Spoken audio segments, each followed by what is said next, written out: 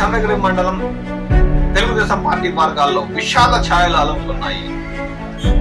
చంద్రగిరి మండలం కందులవారిపల్లికి చెందిన ఉప సర్పంచ్ తెలుగుదేశం పార్టీ యువనేత మార్పూరి రాకేష్ చౌదరి గత రాత్రి ఏనుగులను తరిమేందుకు పంట పొలాల వద్దకు వెళ్లగా అక్కడ అవి తిరగబడి చేసిన దాడిలో ఆయన ప్రాణాలు కోల్పోయారు.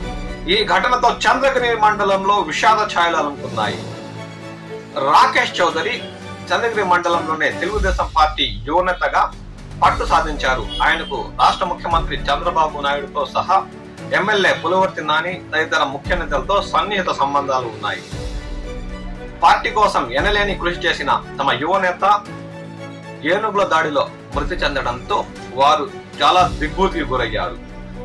రాకేష్ చౌదరి కుటుంబ సభ్యులకు వారు సానుభూతి తెలియజేశారు. ఈ ఘటనతో చంద్రగిరి మండలంలో భయాందోళనలు మొదలయ్యాయి. ఇన్ని రోజులు తమ జాడ లేకుండా దూర ప్రాంతాల్లో సంచరించిన ఏనుగుల గుంపు మళ్లీ చంద్రగిరి మండల పరిసర ప్రాంతాల్లో సంచరిస్తూ హల్చల్ చేయడంతో ఒక యువనేతను కోల్పోయినట్టయిందని టీడీపీ వర్గాలు బాధతో కూడిన ఆవేదన వ్యక్తం చేశారు. ఈ ఘటనతో తిరుపతి జిల్లాలోని చంద్రగిరి మండలం విషాద ఛాయలు